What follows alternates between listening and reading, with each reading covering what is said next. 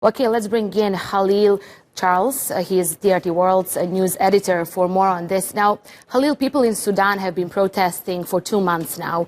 What this mean now? What this decision will mean for them now? Well, effectively, this decision means there's an end, or could be a violent end, to the protest. The state of emergency, the parameters has not been discussed yet, but it's likely that people will be no freedom of movement, people cannot gather, and there'll be a set time deadline when everybody's got to be off the streets.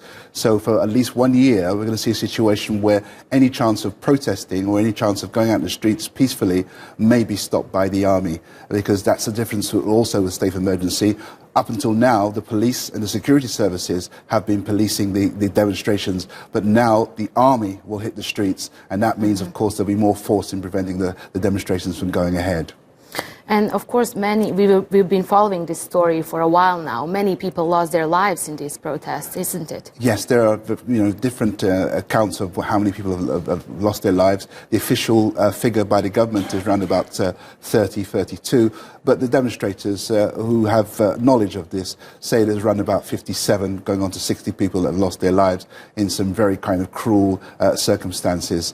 What we're going to see is that we've already heard the response from many of the demonstrators on social media who've released blogs and put out posts saying they will not accept that Omar Bashir will continue in government, and their central demand that he leaves is going to continue, and they will prepare to do anything to continue the demonstrations, like you said, that's been going on for nearly 2 months now.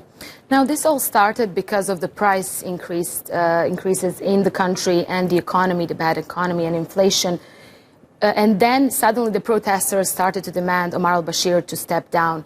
Is he responsible for the economy in the country, the current situation? Well, of course, the government will say that Omar Bashir and his government have been trying, in the face of difficult sanctions from outside, sanctions that were lifted in part, but still causing economic difficulties in the country.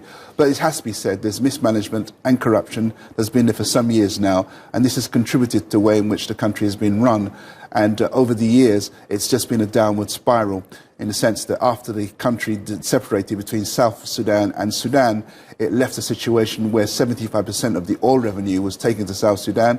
So this meant they had to try and, find some way of filling that gap. They haven't managed to do that. And in these difficult circumstances, people have had difficulties in getting bread, difficulties in getting petrol and fuel, and also getting their own money out of cash machines. That's been an ongoing, everyday, problem for most people in the country. Okay, Halil Charles, TRT World's news editor, thanks so much for coming in.